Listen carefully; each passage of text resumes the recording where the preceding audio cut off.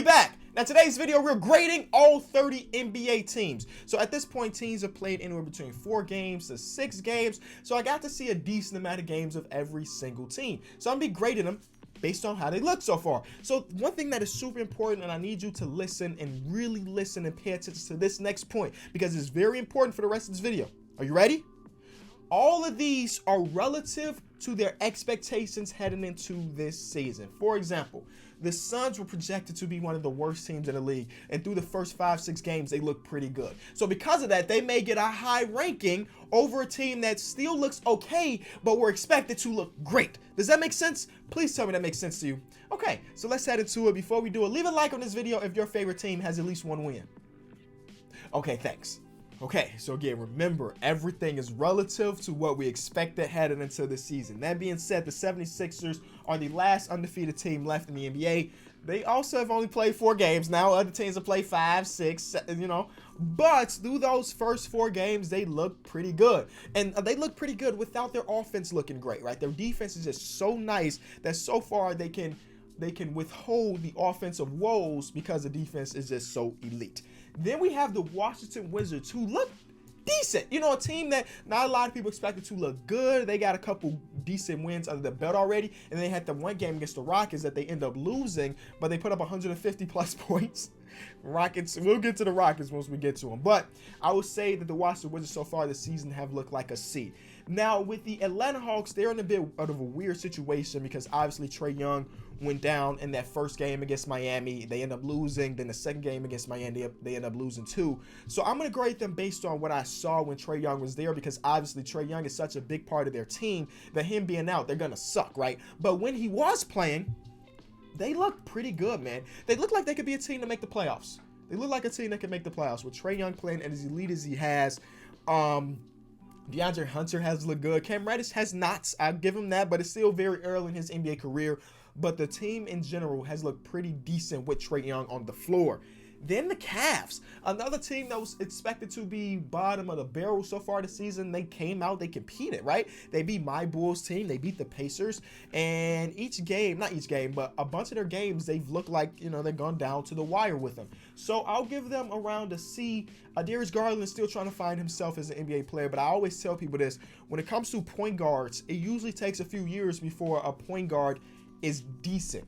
And then it takes even more years for them to be great. So you cannot be grading Darius Garland based on his first 5 games as an NBA point guard. So all that being said, they look solid. Tristan Thompson has been phenomenal so far this season, getting his trade stock higher. And I don't know if the Cavs fans want to keep him, but you may be able to get something decent for Tristan if he continues to play it close to this level. Because I just know he's having a crazy season. Same thing with Kevin Love, looking very decent again. Detroit Pistons are another team that is kind of hard to gauge. Obviously, they've missed Blake Griffin this entire season. Reggie Jackson hasn't played every game, but they still got Drummond, who's playing very decent. Derrick Rose looks good off their bench. Shout out to D Rose back in Chicago last night. All that being said, since they are kind of hard to gauge without them having all their pieces, I'm going to put them on the C tier. They did just lose to the Bulls, but all that being said, that's without their full roster. The Pacers. The Pacers have won their last 2 after starting off winless, which is a very weird situation. Now, I admitted on Twitter that I haven't really watched many Pacer games starting the season, so I asked people on Twitter, what's the problem? Because they were one of the last teams to get a win this year. And then I had people like CSB, shout out to CSB, said that Nate McMillan hasn't been doing a great job coaching, the bench hasn't done anything, and then the Miles Turner and Sabonis together hasn't really worked out. The Miles Turner sprained his ankle or something like that, and they won 2 games. So the Miles Turner and Sabonis experiment has not worked, but them being separated has so far. And then they had Goga Badatsi play pretty well. All that being said, so far this season, they've been somewhat of a disappointment. Malcolm Brogdon has looked great. He is the top of the most improved player so far. But all that being said, so far through the first 5 or 6 games, they've been kind of underwhelming. Same thing with the Bucks. The Bucks are supposed to be a 60-win team, and they might still be that, but through the first couple games, they have not looked incredible. I mean, last night they did look great playing against the Orlando Magic, I'm pretty sure it was. But so far this season, they haven't looked as good as you want them to. Long season ahead of them, but like Wesley Matthews is struggling to hit his shots. I think they're missing Malcolm Brogdon, to be honest. They're missing Malcolm Brogdon. But again, based on A, what we've seen so far, and B, relative to their expectations, because expectation-wise, they're supposed to be one of the best teams in the league, and so far they haven't really looked like that. Again, long season. The Toronto Raptors look great. I'm putting them in the B tier. Pascal Siakam's averaging 28, 9, and I think 5 assists. He's 50, 40, 90 club through the first 5-6 games. He's hit like 96% of his free throws. Crazy numbers. Kyle Lowry looks rejuvenated. Kyle Lowry's always just going to be a good player, but I think so far the season's averaging 20, and that's even with when he played against the Bulls here in Chicago, he did not have a good game at all, but all of the rest of his games have looked great. Pascal Siakam looks great. Fred VanVleet has been decent, and Marcus Gasol and Serge Ibaka, you would expect both of them to regress a little bit, getting up there in age, but it seems like at least one of them comes out and performs well every night, so they looked really good. So now we have the Dallas Mavericks. They have looked very good so far. I'm putting them in the B tier. Luka has looked incredible. Obviously, it looked like he's on the road to be an all-star this year, which is great for them. Porzingis is slowly starting to get into rhythm. But all that being said, like last night, they probably should have won that game. They're 3-2 right now, but they probably should have won that game. My boy Mike broke down the film for me. I wasn't even really paying attention to everything in last night's game, but on the last play where Danny Green hit the game-time 3 to go to overtime, Maxi Kleber was guarding that corner. He was guarding that corner, and LeBron drives to the lane, and for some reason, with his team up by 3, Maxi Kleber goes to help on LeBron driving? It's like a big brain fart, and that left Danny Green open for the 3. They should have won that game. All that being said, Luka looks great. Porzingis is still trying to find himself, which was expected because he missed 600 games, 600 days of basketball. So all that being said, without them having like a real third player, they look pretty good, and they could be the team to sneak into the playoffs. Then we have the Denver Nuggets. Now, the Denver Nuggets have not looked very good this season, man. Jokic is starting off pretty slow. He seems kind of unmotivated from the games I've watched of him. Jahlil Okafor was giving that boy work. Yes, Jahlil Okafor was giving that boy work. Jamal Murray struggled to start off the season. Again, these are not predictions. I still think that the Denver Nuggets would be one of the top seeds in the league, but just starting off, they started off slow. And even Mike Malone, the coach, is saying like, man, our boys want to win a championship, but so far this season, they're not playing like they want to win a championship. So I'm putting them in the same tier with the Bucks, a team that's supposed to be great, but so far this season has been somewhat disappointing. The Memphis Grizzlies, it's kind of weird because the expectation of them is to be bad. They're a young up-and-coming team. They've had some good games, like the game against the Nets where John Morant put up his 37 points with the block against Kyrie Irving. Jared Jackson Jr. has had a solid season. Shout out to Jay Crowder for hitting that game winner. All that being said, they're somewhat like they're supposed to be bad, and they kind of been that. So I don't want to put them down there because they were supposed to be bad. You know what I'm saying? The Timberwolves have been one of the better teams in the league. Now, we know we had the scuffle between Karl-Anthony Towns and Joel Embiid. So when we redo this in a week or two, they probably won't be on the B tier because they probably, and I say probably, we're going to lose their next 2 games without Karl-Anthony Towns being there just because he's just so important to the team and he's so good. But the rest of the roster has been doing solid. Wiggins in the last couple games have been looking decent. Josh Okogie is playing great defense and also hitting his shots. So I like their roster so far. I'll put them in the B tier. The Spurs are on the A tier. The Spurs on A tier. You can never, and I mean never, count out the Spurs. And like some people predicted this may be the year they don't make the playoffs. Again, early season, anything can happen. But so far they've looked like an elite team, offensively and defensively. And that's even with like Trey Lyles being their starting center. And the experiment of him and LaMarcus hasn't really worked out together. But they're still putting together wins. Shout out to the Spurs, A tier. Utah Jazz. This is so tough, right? So far I'm putting them in the B tier. So far the Utah Jazz offense has not clicked. Still early. They got so many new pieces with Bogdanovich, Mike Conley, who started off slow. So their offense hasn't clicked, but their defense is just so elite that they put them in a point where, what are they, 4-2? They lost last night against the Kings on a tip in, but that was the first game of this entire season where they gave up 100 points. That's elite defense. As soon as the offense comes around, this team is going to be lethal and dangerous. So I'm putting them in the B tier so far. Clippers are also going in the B tier. They started off so strong, and then we got the load management with Kawhi. They lost against the Suns. They're still going to be one of those teams that are going to be competing and contending for a championship, but I'm putting them in the B tier right now. Suns, remember, this is relative to what we expected. B tier, man. They looked good. They've looked good, and this is all without DeAndre Ayton, man. If Ayton was there, they could be here. They're 2 plays away from being one of the better records in the NBA. Against the Nuggets, you know, they were just, this team's look good, man. Shout out to the Suns fans. I'm happy for y'all to finally have a team that you can go out and watch every night without being disgusted. Shout out to the Suns for putting together a decent roster. They are on the B tier. Portland Trail Blazers have somewhat struggled. I think at this point they're 3-2. But they also have so many moving pieces, new guys coming in, Hassan Whiteside's new, Ken Bazemore, Mario Hezonja. These are all new guys that are trying to find their rhythm and find where they belong on this team. But they still have figured out how to be decent, and it's between the B and C tier. I'll probably put them at the C tier. The Kings, quickly put them there. The Kings last year were one of my favorite teams to watch, and so far this year they have been borderline unwatchable.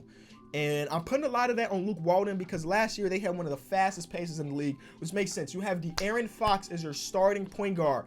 Run the fast break, find Buddy Hield as a trailer, hit his threes. But so far this season, they've been one of the slowest teams in the league. It makes no sense. And probably a lot of it has to do with maybe their defense not being good because it's hard to run a fast break when you're not getting stops. But Luke Walton has slowed this team down. His rotations are kind of weird. I'm not putting a lot of this on the players because Marvin Bagley is out too. But they just got they were the last team to get a win, and that was against the Jazz. They put up 101 points. So far, they have looked bad. All right, they look bad. And in the Western Conference, you cannot afford to start off slow. It's just a fact. The Knicks, I'll put them at the D tier because even though I think they're 1-5 or 1-4, each one of their games they have been in. Right? They've been this close to winning every single game. And you can look at that a couple different ways. Like, A, they don't have a closer, which they do not. Or 2, you can say that they're choking. But it's not really that because they start off every game slow. And they're down by 10. And they got to catch up. And then they do catch up. And then they don't win the game. So if they find a way to not start off slow every game, this could be a team to win more games than we expected. But so far, they're on the D tier with the Pelicans. Another situation, Drew Holiday missed some games. Derek Favors missing games. Zion is obviously out. This team was projected to be one of the teams to maybe be 8th, 9th, 10th seed. But so far, they started off very slow. Brandon Ingram is having a great season so far. Lonzo Ball is shooting efficiently. And Josh Hart is playing power forward. And it's okay. You know, they just got to win against the who is that? The Nuggets, where Jahlil Okafor was giving them buckets. I like the orchestration of this team. They just have to get healthy, right? Then we have the Charlotte Hornets. I'm putting them in the C tier. They looked way better than any of us expected. I think we can all agree on that. They were projected to be one of the worst teams in the league. And so far, they've played decently. Like, they've been in almost every single game. I think there was one game where they got blown out. But they got a couple wins under their belt. They're shooting the ball at a crazy rate. They got shooters. Graham is playing great off their bench. I like it. I like their orchestration, their roster. Then we have, like I mentioned earlier, this Houston Rockets team has not looked great so far because they go out every night and they say, hey, the way we're going to win games is to outgun you. And if James Harden's not having a good shooting game, you're not going to outgun them. If Russell Westbrook is not having a good game, you're not going to outgun any team. You want to get to the point where they're starting to defend well, but so far they gave up 150 points to the Wizards. To the Wizards, who's not a very good team. They started off slow. I think they're 3-2 or something like that. They start off slow. We put them in a C tier. Miami Heat, I'm putting them at A tier, man. The Miami Heat have looked amazing so far this season. And the last couple games, again, no Trae Young, but even if Trae Young was there, I would have probably picked them to win those games too. Jimmy Butler has just come back, and he looks good. He put up 5 points, but he was the leader of that team where he only scored 5 and like 10 assists, 9 rebounds, like 6 steals. Kendrick Nunn, undrafted rookie, playing amazing, and then Tyler Hero's playing great too. Bam Adebayo. It's just so many players, and then now they're missing Justice Winslow, and it doesn't matter too much because they have so much depth at every position that they can afford to lose Justice Winslow for a game or two. So good for them. Bulls, I will put them here, but they won last night, so I'll put them in the D tier. The Bulls have been one of the most disappointing teams in the NBA so far because not only me, like Zach Lowe, some big publications had the Bulls as a borderline playoff team, and so far this season they have been up in almost every game. The only game we've been terrible was against the Raptors, right? They were up by 10 on the Knicks, they were up by 10 on the Hornets, they were up by 10 on the Cavs, and we blew all 3 of those leads. And last night we were up by 10 on the Pistons, and we almost blew that one. It's been hard being a Bulls fan so far this season, but they did close out that last game, and maybe this is the game to start it up. Then we have the Brooklyn Nets.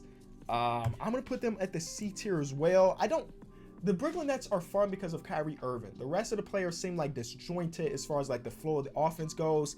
And that was not what the team was last year. The team last year just seemed so fluid, right? But when you add a guy like Kyrie Irving, you obviously want to give him the ball and say, get out my way, right? But like, man, if they would have lost last game, I would have had them down here. I would have had them down here because they lost against the Grizzlies. Like, they have a few losses under their belt. You're like, man, those should be wins. But again, another team with so many moving pieces that you want to give them a little bit more time before you start to really judge them. So I put them at the C tier. OKC didn't really have many expectations heading into the season. Shai Gilgeous is playing his butt off. Chris Paul is struggling to pass the ball, which I never in my lifetime expected to say that sentence. I'm putting them at the D tier. I'm putting the F tier for the Warriors. Obviously, Steph Curry is out, and him being out is a blessing in disguise because they can real life tank and get a top pick and all. But even when Steph Curry was there, they were getting blown out every game. Except for that one game against the Pelicans, they were getting blown out every single game. And I'm putting them in the F tier, man. I put them in the F tier. They were a team I projected to be in the playoff hunt. And with Steph Curry, they just weren't playing good at all. The defense was non-existent. Non-existent defense. The Boston Celtics going on to the A tier. Way better. They started off way better than I expected. I expected this team to be a staggering offense where you're seeing a lot of ISO from Jason Tatum and Kemba Walker, but so far they're starting to, in the last couple games at least, start to pass the ball a little bit more. Yes, we're still getting isolations from JT and from Kemba, but in that you do have the flowy offense that you always want to see from them. Big game against the New York Knicks where Jason Tatum hit the game winner. They look good. I think they're 4-1. Lakers look like the best team in basketball right now, putting them also on the A tier. Do I need to say much? LeBron just had a monster game along with Anthony Davis. This is beautiful. I'm putting the Orlando Magic on the D tier, man. I'm putting them on the D tier. I think they're the only... No, that's not true because the Pacers also have 2 wins. But there's a team again projected to be in the playoffs. And so far, their offense have been non-existent. Like, they just cannot score the ball.